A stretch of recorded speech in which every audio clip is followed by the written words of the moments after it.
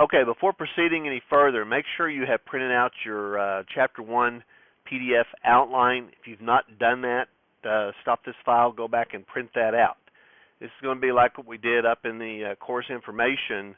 We'll be going through the, obviously the book and your notes and everything, and having your outline there, you'll be able to take notes, underline things that are important. If I point something out specifically in the book that might not be in the outline, you can underline that in the outline, or sorry, in the book, and put a star by it, because usually what does that mean? You're going to see it again like on an exam. And before we get started, there's some shortcuts and stuff that I use here. I provide you these outlines. They're customized to the material, and what it does is it kind of helps you categorize the material. Also, when I bring in material that's not in the book, you'll see that, and I'll show you how to determine that here in just a second. And then the lecture material is usually more detailed on stuff that's obviously not in the book that you can't read. So let's look at the outline. The first one says Roman numeral 1 introduction, and then in parentheses P.1, which stands for page 1. And if you have your book, if you look at page 1, you see the author says Chapter 1, the nature of morality, and then he has a heading called Introduction. Okay, so that's where that comes from. Then you'll see right after that, it says on Part A, Enron case comments, and then after that it says NIB-page 1. And whenever you see a heading, and then immediately after that you see NIB hyphen and then some page number, what I'm trying to tell you there is that that heading is not in your book. And it's just kind of a way, again, of compartmentalizing things. And, you know, it talks about the Enron case there starting on page 1 and over on to page 2, the bulk of the Enron case. And then what I've done here is outline that in the major points 1, 2, 3, and 4. Now, stuff that is in the book, I usually don't spend a whole lot of time on the lecture. If there's some problem areas I know students have struggled with in the past, I will try to emphasize those, or maybe there's some key points in there I will emphasize. But the outline here is to help you pull out information from that. Having said that, this is only an outline. You're not going to see everything in this outline that's going to be on the exam, or stuff in the outline. If you don't read the book, it doesn't give you a context to understanding the material. So it is imperative that you read your book. And then you see Section B, Chapter Learning Objectives, and then / Outcomes. In the syllabus, we call learning objectives outcomes. And so what I'm trying to do here is just get you used to both words. They mean the same thing, outcomes or objectives in this context. Again, you see NIB-page 3, so this particular heading is not there. If you look at the top of page 3, you do see a heading that says Learning Objectives. So since I changed this just a little bit, it's just telling you that, okay, the heading's just changed a little bit, or, in some cases it's not there.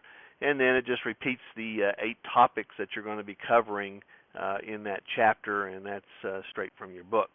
So Roman numeral 1 is right from your book, kind of help you, you should be reading the book ahead of time, and then as you go through this case and lectures, that's going to help you then understand and look at some of the, pull out some of the main points, and then also, you've got the chapter learning objectives here written down, and, summarizes that early part.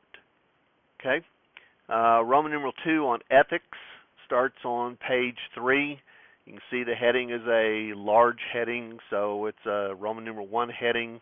If you look on page 3 down below there, toward the bottom, you'll see business and organizational ethics. That's a minor heading, and so that's going to be converted to like Roman numeral A or B. So, I'm outlining these, also showing you how your authors kind of use these headings to show you what goes with what. So in this Roman numeral 2, ethics, we're going to have a number of things that fall under this particular heading. You'll see Roman numeral A, overview, and then NIB-page 3. So this material is, or at least part of this material is on page 3, but the heading is not on page 3. Then after the overview heading, you'll see number 1. It says the term ethics can be used in a variety of ways by different people. It is the branch of philosophy, or it is a branch of philosophy, sorry. And then at the end of that sentence, you see NIB. What NIB by itself means is that this is not in the book. And so when things are not in the book that I add, I go into a lot more detail in the lecture over them than material that is in the book. So we're going to go through this and, of course, give you some examples to help you understand this. And this is where you need to, underline things and write down some of these examples to help you understand this material. Okay, so we'll just keep using that throughout each outline, and of course, I'll go through certain things, and as always, if you have any questions after that, please let me know. So we know Roman numeral 1 over the Enron case, course objectives, that's from the book. I'm not going to go back over that. Make sure you read the Enron case. As you'll see at the end of this outline and the end of the chapter, when we talk about how to study, you'll see that your author gives you some things to go back and look at as ways of studying for the test over this. Well, first off, the practice quiz over this chapter, and then, of course, eventually the test. So we're going to focus on the first part of Roman numeral 2 on ethics, since a lot of this is not in your book. The reason I put in there, a little bit different, it's viewed in a variety of ways by different people, is that the term ethics gets thrown around for a number of different things. So I want to kind of look at some areas where it is used, how it's used, and then get back to basically how we are going to use it in this class. It says it's a branch of philosophy, so the first thing I want you to understand is the basic difference between philosophy versus science. Philosophy is, it says in the definition, is a rational investigation of the truths and principles of being, knowledge, or conduct. Now, one thing to note here is, remember in the syllabus we talked about the test questions and the practice quiz questions. Test questions, 50% of them are definitional in nature. So anytime you see a term bolded, or a person bolded, or later chapters we're going to talk about cases, and so there'll be some cases that are bolded. I want you to treat those as definitional in nature. And so here philosophy is bolded. You have a definition on it, so make sure you know this definition. And then part of that definition is italicized just to bring emphasis to it, the truths and principles of being, knowledge, or conduct. All right? Versus science. Science can be defined as a systematic knowledge of the physical or material world gained through observation and experimentation. So why this distinction? Why is it important? Sometimes I think people in their debates cross the line. They try to use a mathematical, they try to use a scientific argument for a philosophical argument, and vice versa. Science should be, if you do an experiment and you come up with a result, another person should be able to conduct that same experiment and come up with that same result. So let's take something very, very simple. If I have 2 apples and I add 2 more apples, then how many apples do I have? I have 4 apples. And if you go and do that experiment, you should come up with 4 apples, and anybody else should come up with 4 apples. That's a physical or a natural law. Versus, you've probably heard this statement by René Descartes.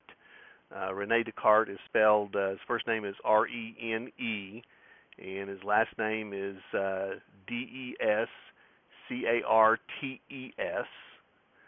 And he was I think a French philosopher, and you've probably heard this saying, I think, therefore I am. That deals with consciousness and existence, not the physical or material world. Why would he make that statement? Well, I think this was made back in the 1600s. Let's ponder this philosophical question. Do we really exist? How do I know that you all aren't just a figment of my imagination? And that all of this is done, all I do is I make up this world that I live in, and everything is a figment of my imagination. How am I going to prove that you're real, and so forth? Well, how do you do that? You can't. So from a philosophical standpoint, Rene Descartes came up with a statement that I think, therefore I am. So since I'm a thinking human being, I have an existence. And then extended it rationally to say, well, if I have an existence because I'm a thinking being with a conscience, then there must be other thinking beings in existence with a conscience, and therefore this is not some grand illusion or bad dream. Can we go out and prove that, like 2 plus 2 equals 4? No. So since ethics is a branch of philosophy, you must understand that we are going to be dealing with what we call ethical theories, approaches to saying something is morally right or morally wrong, but they are philosophies. There's no way of proving one or the other. We'll talk about if you don't do this type of behavior in society, societies can't exist, etc., but it's a philosophy. So those of you who are hung up on a one right answer to every problem, this is not going to work in this class. At the end of this chapter, your authors put a big emphasis on designing, valid and sound moral arguments. We're going to go through that. We'll do an exercise in class over that. But you can't you can't prove these. We'll have arguments, and someone else in class might argue something completely different. And it might still be valid and sound, but it comes up with a different conclusion. So you need to get used to the fact that in this class, there's going to be a heavy emphasis on, like later on when we do cases and I ask you to make an ethical decision, you're going to have to justify why your decision is ethical. And if you can't do that, then that's not going to be a strong argument, and you're not going to proceed. You wouldn't get a good grade. Number 2, in its most general sense, ethics or moral philosophy, this is one that your book does use, is the study of morality. So philosophy as a broad branch is truths and principles of being, knowledge, or conduct. And then part of the study of philosophy, or a subsection of philosophy, if you will, is ethics, which is also referred to as moral philosophy because we are studying morality. Now, since your author doesn't give you a really good definition of morality, I got a definition from another ethicist that I read a lot and like, Richard DeGeorge. And he states that morality is the term used to cover those practices and activities that are considered importantly right and wrong, the rules that govern those activities, and the values that are embedded, fostered, or pursued by those activities and practices. So it's not just knowing what is right or wrong, but it's also the practice and activities and the rules that go around that, usually part of our culture as far as defining what is right or wrong and how we proceed to do that. Part B just tells you that, like in anything, there are certain terms that come up here.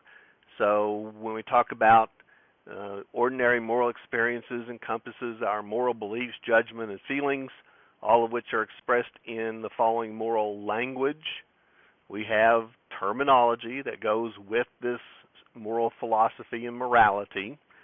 There's a number of terms. The most important ones are given to you here. Again, they're bolded. You need to know these. So we'll talk about moral judgments. Have you ever seen a newspaper story or heard something and you say, that's morally wrong. That's not the right thing to do. You're making a moral judgment on what's right or wrong, good or bad, just or unjust, fair or unfair. Any of the words you want to throw in there. Moral judgments also typically involve emotions. When we look at what somebody did and we say that it's wrong, oftentimes that's an emotional, and we try to act and correct that, or we say, hey, like in a criminal activity, somebody commits a crime, we judge that as morally wrong, and we want the authorities to be able to catch that person and bring them to justice. Number 2 gives you 3 concepts, one which can go by 2 different names. Morally permitted. What that means is that when we get to chapters 2 and 3, we'll see more about this, and then also in decision making. An action is that is morally permitted. The person can do it, but doesn't mean they have to do it. Okay. Simple example: East Central University is not an honors code university. And what I mean by that is, if you think of the academies, the Naval Academy, Air Force, Army, whatever, they have an affirmative moral code that if you see someone cheating or doing something wrong, etc., you have the obligation to bring that to whoever's superior's attention. Okay, you cannot just sit back and say, well, that's wrong, but I'm not going to do anything about it. East Central, we have an integrity policy, as you saw in the syllabus, but there's no moral obligation in there that if you see someone cheating, you're under a moral obligation to report that. Now, can you report that? Is it morally permitted? Of course it is. And when we get to whistleblowing, that's basically what you're doing. Okay, but it's not morally required that you report it. Where in an honors code college, it would be morally required that the person come forth and report that activity. Obviously, a morally prohibited type of activity is that something that we know is wrong. Somebody committing a crime, that's something that would be morally prohibited. They shouldn't do. And the last part of this is kind of tricky, and some of which are beyond one's duty to do, and so especially praiseworthy. All right, let's say that a drug manufacturer. You work for a drug manufacturer, and they're doing studies on a new drug, and they have to report their findings to the FDA to get the drug approved, and they purposely hide information dealing with side effects of that new drug. Okay, and you know that information. Are you morally required to bring that information forward? Well, maybe. When we get back to whistleblowing, we'll cover when you are specifically morally required to blow the whistle. But let's say you're not, but you go ahead and do it, and it costs you your job. Okay, you have done something that is especially praiseworthy. And what we call those type of activities are moral ideals. So you didn't have to do it, but you did it because you thought it was the right thing to do. Maybe it's not something major. Maybe it's not going to save lives, but you just know that the company that you're working for is not reporting everything that they're supposed to report, and so you blow the whistle on them. Okay? Now, Section B, we're going to, as the number 3 lead-in says, we're going to kind of what's meant by ethics, business ethics, and again, using Richard DeGeorge's categories, he breaks it down into a couple of parts. Since I like to keep these files no more than 20 minutes, let me start Section B in a new voice file.